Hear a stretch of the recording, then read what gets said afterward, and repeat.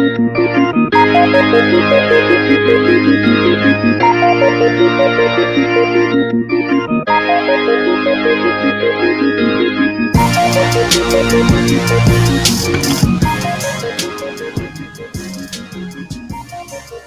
morning, everybody. First time doing this live. We're going to see how this goes. My name is Caleb Nailed. This is Nailed It Sports. We're live on X and YouTube right now, so be sure to follow us. We're on X, Caleb_Nail, N-A-L-E, and Nailed It Sports. We're going early morning, daily live stream where we're talking sports. We've done recordings over the past couple months. Now I thought, let's just hit live in a different part of that house. So the internet is worse over here. It's going to be choppy, to say the least.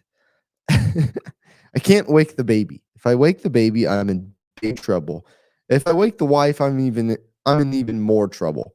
So we just go outside. Let's just go outside and not bother anybody. Well, we might wake the neighbors, but I think they're up. Either way, thank you for tuning in. Got a lot of good stuff on the plate today. John Gruden says he's interested in coaching college football. Where's the best fit for him? Where do you think he goes? And then the biggest news is Matthew Sluka of UNLV is done. I should react more of, is done? What? This is crazy. This took X by storm last night. And this is the beautiful thing about living on the West Coast, is that we get to stay up for this. It happened about 9:30 our time. Most of the East Coast was asleep. So when I woke up this morning, the East Coast was reacting to it. They're just seeing it. But we got to react to this on X last night. So we're going to talk about Sluka. And then I want to run through MLB standings, because it's about time we start to familiarize. Yeah, that's right. And my English is hard, man. Okay. Ourselves with MLB, who's going to be in the playoffs. If you know me, if you've been listening to the show for a while now, you understand that it is just too hard to keep up with all the sports. It's too hard. And it is too hard to keep up with sports that play over 100 games in a regular season. Over 50 games in a regular season. Over 20 games in a regular season. So we catch up when it matters. And there's less than a week left in the MLB. I mean, big news stuff we'll always talk about. Like Shohei Ohtani, Aaron Judge. We're going to talk about those guys. And I do watch highlights. Their daily highlights that they put out of every game. I do watch those. But it's just way too hard to keep up with when you play over 20-some games. I don't know how you guys do it. I don't. And this is not just MLB, but keeping up with the MLB and keeping up with NFL and keeping up with college football and keeping up with all the news in between and basketball and college basketball. It's crazy. I don't know how these guys do it. You can't do it. That's the answer. You can't. But we're going to familiarize, however you say that word, ourselves with the MLB standings and get ready for October. But first, as always, we're going to start with our passage for today. So, yeah, we love sports. It's great. And I call it the kind of like the earthly unifier, but the great true unifier is Jesus Christ. And I walk with the Lord, with Jesus Christ, and he has made it known to me that we're going to spread the gospel through this podcast. We're going to do he's going to do it. I'm just going to be the vessel. So we spend time daily in the Word. We've been going through the book of James. We're in chapter 2, verse 14. Some say this is controversial. I know there's like the Catholics and the Protestants don't get along in some ways with this. I don't really care. This is so good. This is so good. It's the word of our Lord written by James, inspired by the Holy Spirit. What good is it, my brothers and sisters, if someone claims to have faith but has no deeds? Can such faith save them? Suppose a brother or sister is without clothes and daily food. If one of you says to them, "Go in peace, keep warm and well fed," but does nothing about their physical needs, what good is it? In the same way, faith by itself, if it is not accompanied by action, is dead. But someone will say, "You have faith, I have deeds. Show me your faith without deeds, and I will show you my faith by my deeds." You believe that there is one God. Good. Even the demons believe that and shudder. You foolish person. Do you want evidence that faith without deeds is useless?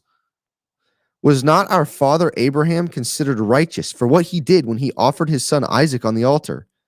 Wild story. If you haven't heard that story, go check that one out. You see that his faith and his actions were working together, and his faith was made complete by what he did. And the scripture was fulfilled that says Abraham believed God, and it was credited to him as righteousness, and he was called God's friend. You see that a person is considered righteous by what they do, and not by faith alone. In the same way, was not even Rahab the prostitute considered righteous for what she did when she gave lodging to the spies and sent them off in a different direction? As the body without the spirit is dead, so faith without deeds is dead.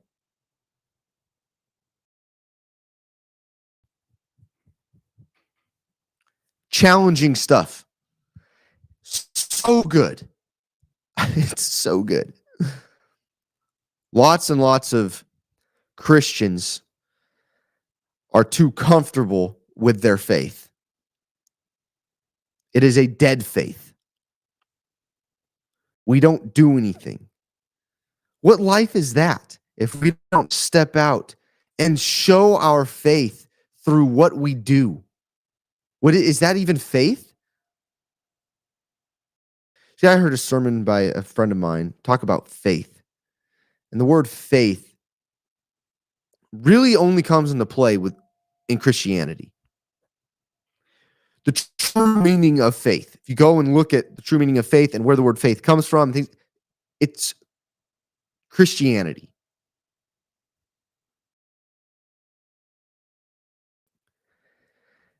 And I think it's so important to us to understand what it means. You know, people say this a lot. Love is not just an action, it's a verb.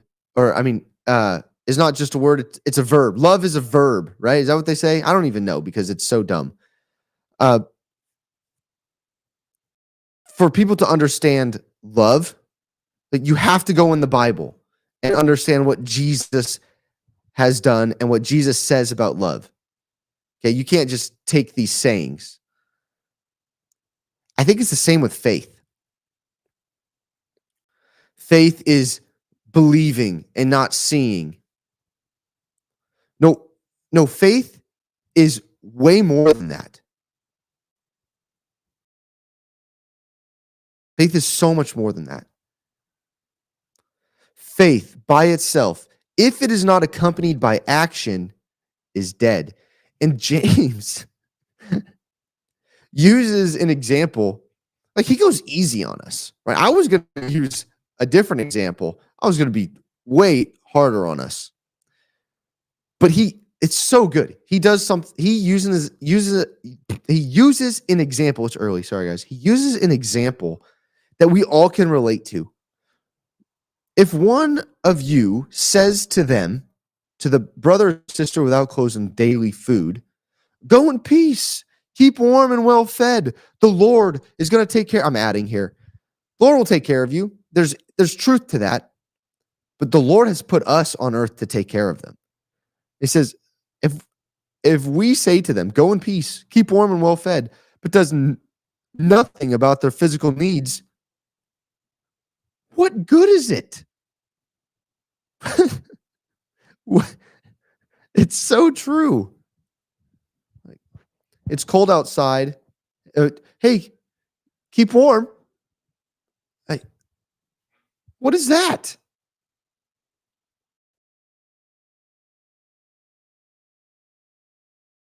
The Western church, society is so spoiled now that I think, myself included, Christians in the United States have become lazy. And to be honest, I say lazy, but I don't think we even know we're lazy because we don't know what it looks like. We don't even know what it looks like to step out in our faith and accompany our faith with action, or faith needs to be accompanied by action, our faith.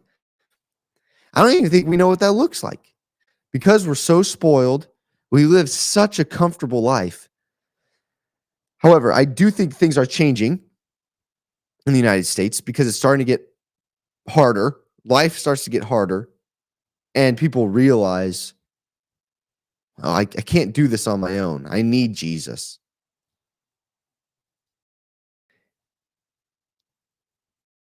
And we have to show our faith by our deeds. Show me your faith without deeds, and I will show you my faith by my deeds. Now, here's the question that I run into with a lot of my friends, right? They talk about, because I think a lot of people talk about salvation on this issue, right? Can you be saved by faith alone? Or do you have to have action accompanied to your faith? Well, reading James 2, he doesn't talk about salvation in any of this. He talks about faith in Jesus Christ. And let me put it this way. If you believe in Jesus Christ, you have faith in Jesus Christ, you will have actions accompanied to that faith. If you don't, I believe it is a false faith. I don't think you quite have the understanding of what we are called to do as followers of Jesus Christ. If your faith is not accompanied by deeds. And that's just the hard truth. Truth hurts. This chapter, James, has rocked me for the past year. About actually 10 months. Started in James in January, by the way. Been here ever since. I'm just spending people do a year through the Bible. It's great. And I've been chopping it up, but I've been spending the entire year just continually reading James.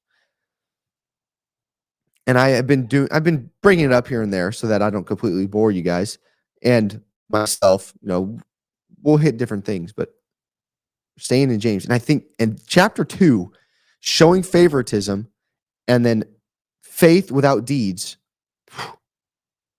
that is hard and it's challenging, and yet it's so good. Oh man, it's awesome. I heard a preacher say this, and I liked what he said. Tell yourself in the morning when you wake up, you're going to treat people as if they were Jesus. It'll change the way you interact with people.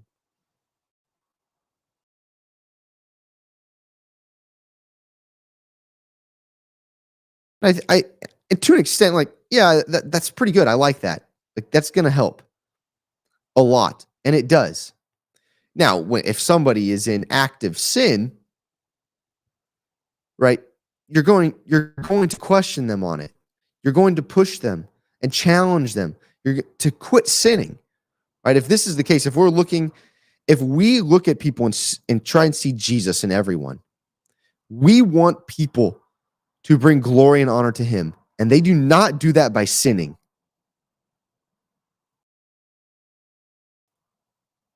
Same way with current believers. Okay, we're going to challenge people. We're going to love people. Love is not acceptance. We're going to love people. We're going to be honest with people. And our actions, our deeds are going to be accompanied with our faith. And our faith will not be dead. So the last thing I want for us is for our faith to be dead. Let's go show the world our faith in Jesus Christ by the actions that we do. Right? I can think of a handful of people in my life that I've met, and I say, wow, man, that person is so good. They are full of the Holy Spirit. Joy and peace is just overflowing through them. I mean, the fruits of the Spirit, you can tell that everything they do is to help others. Like, that's Jesus. That's what he would want. That's what he wants from me. And then I don't do that, right? I see that. Don't you want to honor the God of the universe with our life here on earth? We have a mission. We have a mission.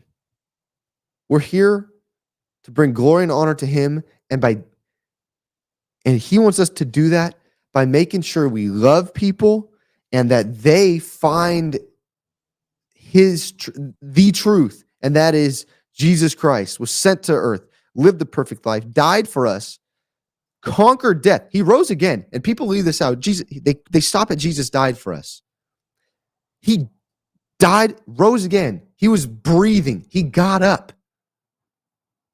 He was dead for 3 days. He got up. It's so good. Then he went to, and then he revealed himself to over 500 people. And then he ascended into heaven. And he did all of that so that we can walk the earth, preaching the good news, living the abundant life, and so that one day death would not conquer us. Death has no sting. Praise God. Once we die, we will continue, our spirit will continue to live. We'll be with him in paradise. It's so good. So good. And one of those things that happens here on earth is that when we have faith in him, our faith is accompanied by action. So this is actually, I just want to tell you, I'm going through my devotional out loud. So all these things, I don't want to sound too preachy. I'm going to be doing these things. This is for me. And I hope that it helps you guys. What's going on, Kevin? Trying something new today. We'll see. Just in time for sports. The big news. Matthew Sluka, starting quarterback for the UNLV Rebels, put out a tweet last night at 9:36 saying this. I'm going to read it to you. I've decided to utilize my redshirt year and will not be playing in any additional games this season. I committed to UNLV based on certain representations that were made to me, which were not upheld after I enrolled. Despite discussions, it became clear that these commitments would not be fulfilled in the future. I wish my teammates the best of luck this season and hope for the continued success of the program.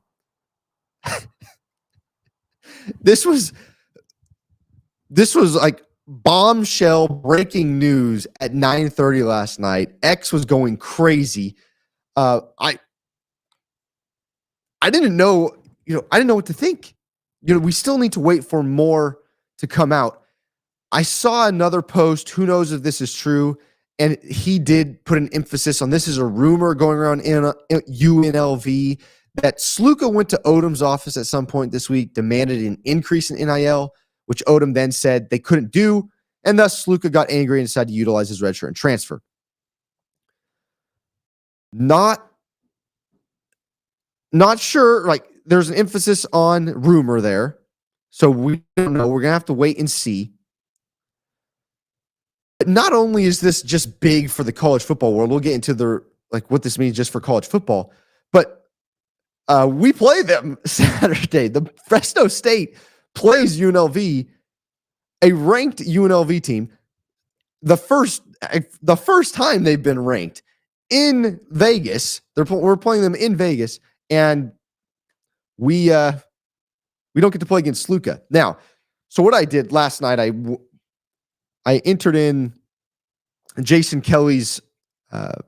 Jason Kelly is, I would call him a friend of mine now. He was a guest on Beware of Bulldogs. He did his Twitter space or X space, anyways, and it was great. He's new to the podcast realm, and his space blew up. I'm excited for Jason, man. But there was some insiders in there, guys from Outkick, ESPN, and they're all talking about this. And so I was just listening. And the UNLV fan base seems to be excited about the backup quarterback playing. What I heard is that there had been some grumblings about Sluka's character. And granted, this had just happened. So the wound was fresh. Okay. But there were some rumors going around the UNLV fan base that there were some issues with character. They were hoping that it would subside and go away. But what they were saying is that the backup, like Hajj and Friel, and they all really like Hajj, Hajj, is that they are better passers of the football. Sluka struggled early on. I mean, he's basically a glorified running back. He's a running back. He reminds me of a high school quarterback. The best athlete on the team can run the ball and then occasionally passes. Yeah, they have two amazing wide receivers. And so now I'm curious to see how the game plan changes with Sluka out. We're gonna do an emergency pod on Beware of Bulldogs. We're gonna have to because we recorded the preview last night. And then 2 hours after we finished the preview, this news came out. Of course. Luckily, I didn't post it. I don't know. Maybe we'll still post it. And then we'll just go back and do another recording reacting to all this because I want to get Caleb Pletz's opinion. But this is a big deal for Fresno State fans because this changes how UNLV approaches their game plan. And I don't know if it'll affect really how Fresno State changes their game plan. I think offensively it's going to stay the same. Defensively, they're still running the same system. So the quarterback is going to keep the ball. There's going to be designed run plays for the quarterback no matter what. Hajj and Friel can both run. Are they as good of a runner as Sluka? I doubt it, but nothing really changes.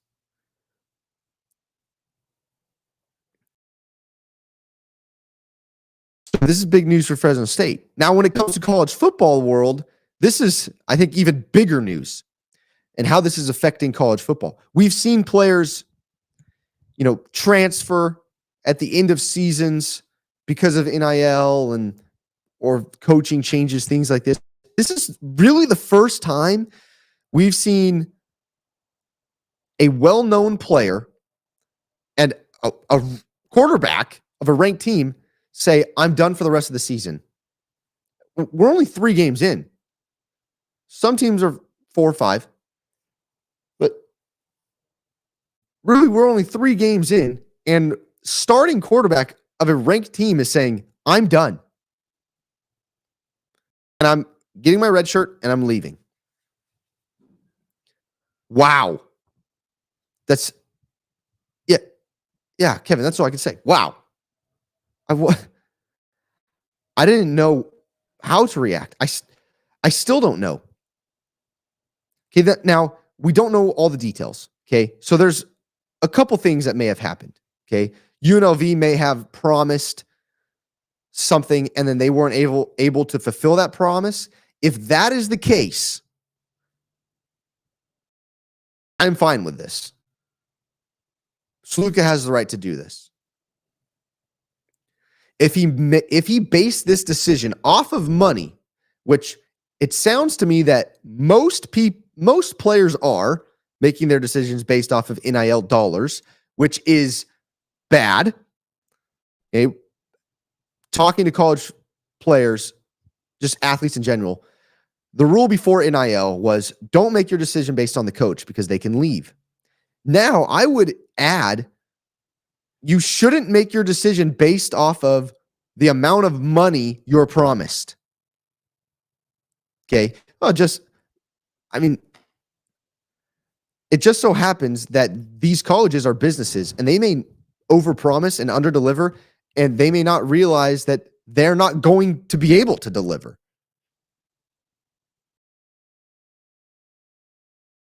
So we got to be, as college athletes, as high school athletes, we got to be aware of those things. And that's really hard. Okay, so if that's the case, I understand Sluka, and I'm with Sluka there. I'm fine with him transferring.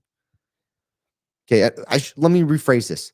I don't appreciate him transferring because as a competitor and as a former athlete, the last thing I would ever do is leave my teammates out to dry.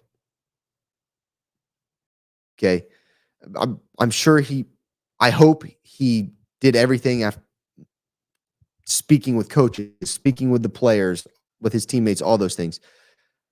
But if his decision was made based off of money, which I think we're going to head that way because that's just the nature of it. People worship money.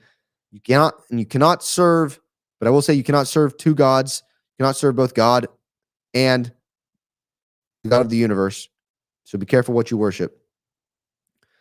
But I think the college world is moving that way. If he did that, and that was his decision, then okay. Like, it makes sense for him to transfer. Now, if it's based off of him wanting more money, he got his deal. Now he wants more. Okay.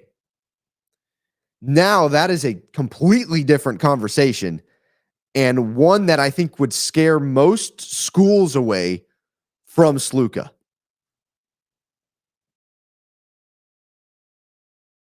I put out last night, like, but I don't know if is Holy Cross private school. I hope they believe in forgiveness because that might be the only place you can go back. I don't know if that is the case, and if that was the case, oh man, that's bad. I would be worried, and I would reach out. Like then I might have to reach out to Sluka and tell him, hey brother, like it's college athletics. I mean, sports doesn't last that long in the grand scheme of things. Like, let's just play. And by the way, I don't know if you guys know this, but you are more likely to get drafted higher if you stay where you're at. Statistically. Okay, I'm not saying that's the general, well, that is kind of the general rule. Okay, if you stay at your group of 5 school, you're most likely going to get drafted higher than if you transfer to a bigger program. Makes sense.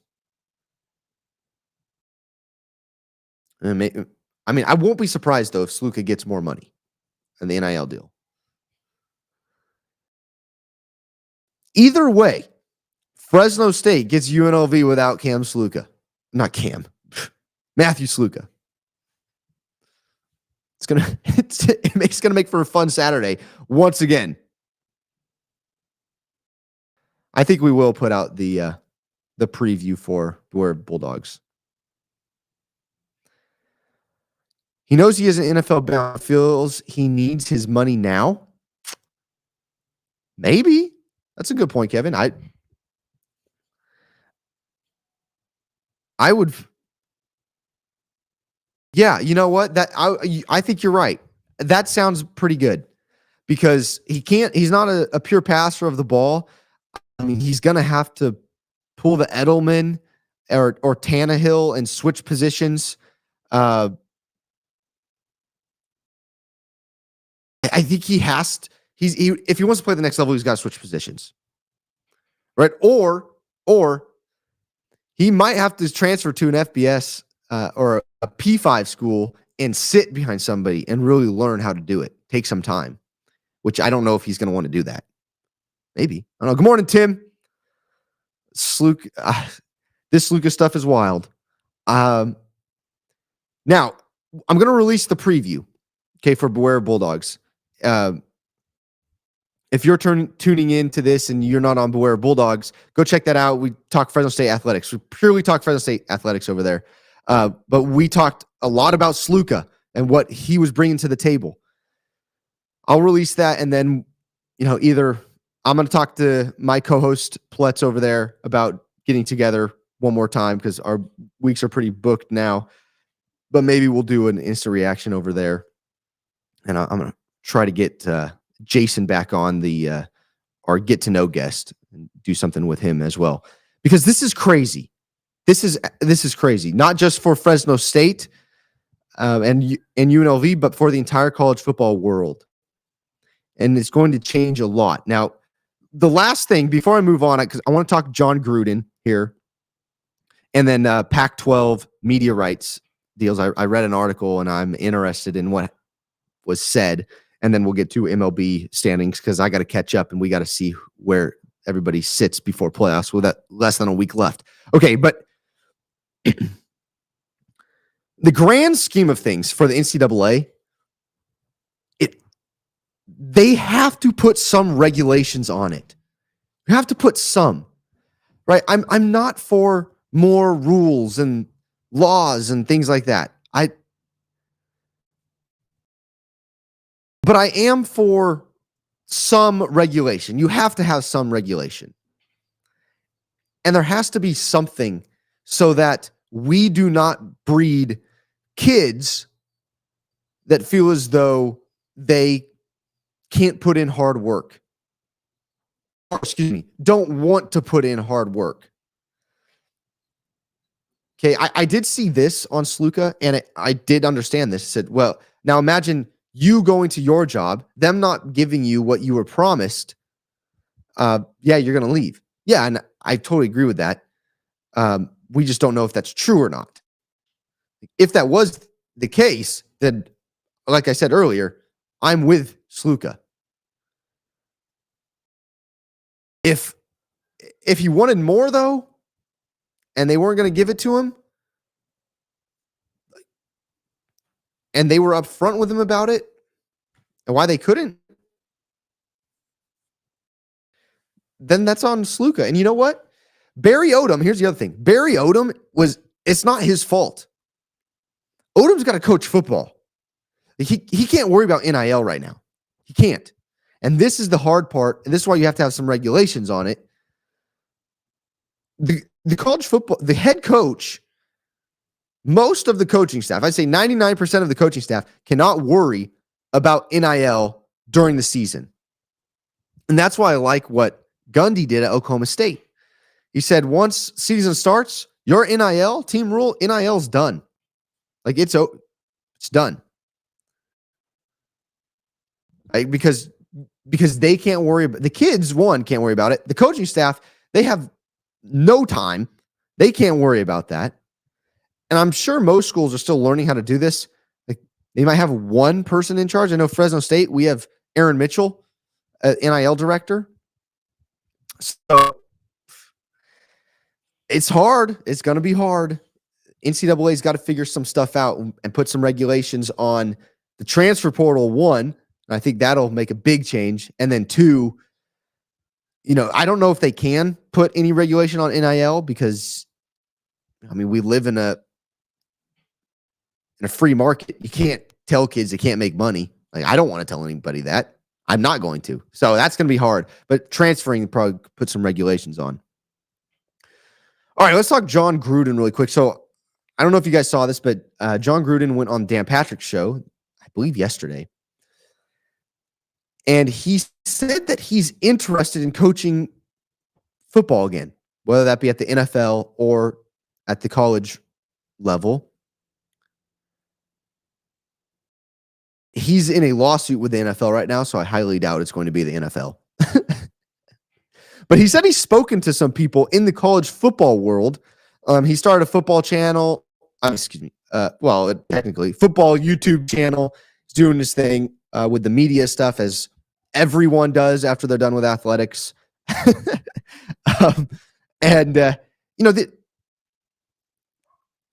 Which I understand. But what I appreciate about John Gruden is that he loves football. He loves it, and he wants to be back on the grind of coaching. And I think he'd make a great college coach. I really do. Because, in my opinion, I don't think he can get away with his style of coaching in the NFL anymore. I don't think he can. I think that back in the day, guys were getting paid good money back when he was coaching, but there was a different mindset. But I don't think guys minded, or they understood being reprimanded by the head coach. They had that ability. The coaches had that ability to do that. It's harder now. I honestly think we are softer. I think my generation is softer. And they're actually kids younger than me now. I hate to say that, but I do think they're a little bit softer, and they're getting paid in college now. So they're used to it, the money coming in. I think Gruden would be really good at building culture, building a culture around toughness and grit. I really like what Gruden has to offer as a college coach. I think a team like, and some people may not like this, Auburn, who hasn't been doing well, or like a Mississippi State, I think an SEC Big Ten team that's struggling would pay up for him. I think Gruden is well suited or his coaching style is well suited for the Big Ten. But, with the Pac-12 and Mountain West doing their thing, I could see Gruden's getting in and coaching one of those teams. I think it would be a lot of fun. I think he would do a decent job. The issue is his age, right? He has a family. He's enjoying the media side of things right now. Does he really pull the trigger? And if he does pull the trigger, does it last? Does he realize, kind of the Tedford deal? You know what? I kind of actually did like the retired life. I'm going to go back to that.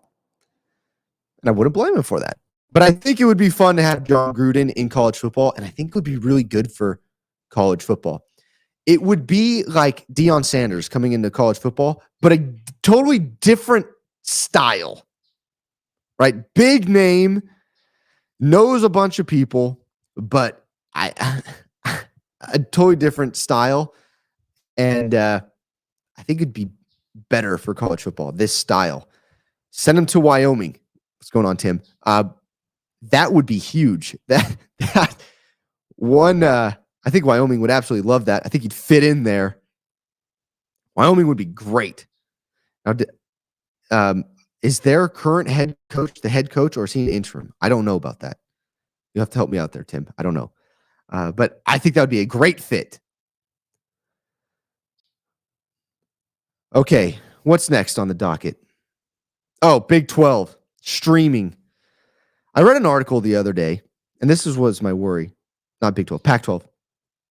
That the Pac-12 has said that streaming is going to be part of the media rights plan. So kind of what the Mountain West has right now, like HBO Max sort of deal. What Pac-12 had offered to them before with the Apple Plus. And this is what worried me. Not only if you guys go back and listen to my Pac-12 expansion video on Nailed It on this profile. You have to go like 20 minutes in because that's when I start talking about it. But I was a little worried about the expansion at first, and now I'm a little more worried about the amount of money we're going to be able to bring in. Granted, there's still 2 years left. But if the Pac-12 couldn't do it with what they had, with the markets they had, with the teams they had,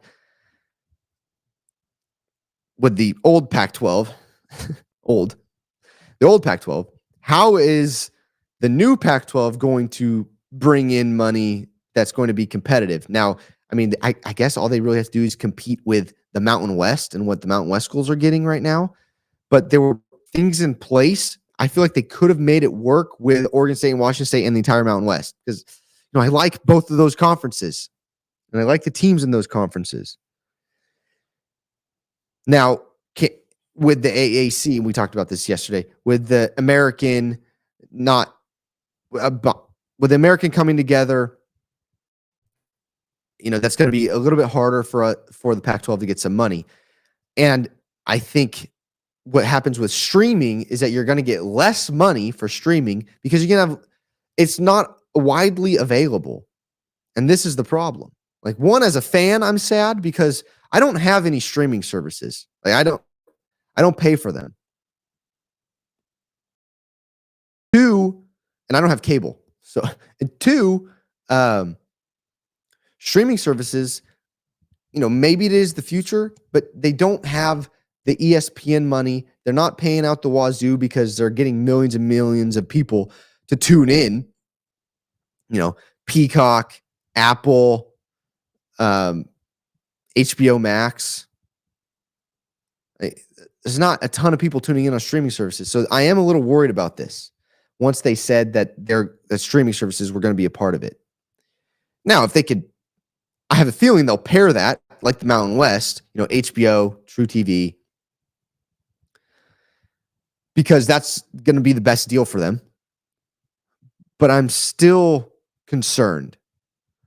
And I will be until something is in writing. Now, apparently, and I don't know if you guys can answer this for me, I saw something yesterday that there really hasn't been anything signed by any team when it comes to leaving the Mountain West, joining the Pac-12. I mean, I've seen posts, like, it's official, but is the paperwork done? I don't know. I would assume so, but I saw something that said yesterday they're not really sure that these teams have signed everything. I don't know. But in the end, the only thing I do know, here's what I do know. Pays to be a lawyer. And I should have listened to my dad. You talk a lot. You like to argue. Go be a lawyer. Should have listened to him. Didn't do it. Now I'm broke. That's all right. All right. Let's go to MLB standings. My internet's bad enough. Here we go. Showing the sharing the screen. All right. Let's catch up. We got less than a week left. AL East. Yankees 5 games ahead of the Orioles. This is just division standings, and then I'll jump into the wild card race. Yankees 5 games up. They've clinched, right? Let's see. Clinched playoff berth. Why? Means they've clinched the division. So Yankees and Orioles are in. Cleveland Guardians taking the AL Central. They're 7.5 games up on Tigers and Royals. And White Sox. Wow. I don't know. Did you guys see the video of them chanting "sell the team"? Pretty good. Pretty funny. I don't know if that's funny. Pretty terrible. 46 games back. Houston Astros take the AL West. 5 games back are the Seattle Mariners. NL East, Phillies, Mets are 5.5 games back. Milwaukee Brewers take the NL Central. And then the tightest one, the Dodgers, 2 games up on the Padres. This could change. Who knows? But Padres have clinched as well. Let's look at the wild card. Boom. Okay, AL. So our leaders are Yankees, Guardians, Astros. In the wild card, we have the Orioles, who have clinched a playoff spot.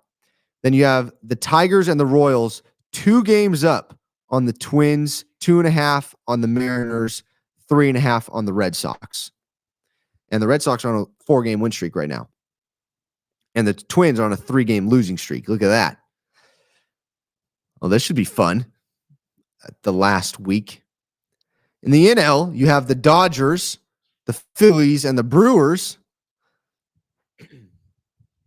Along with the Padres and the Mets.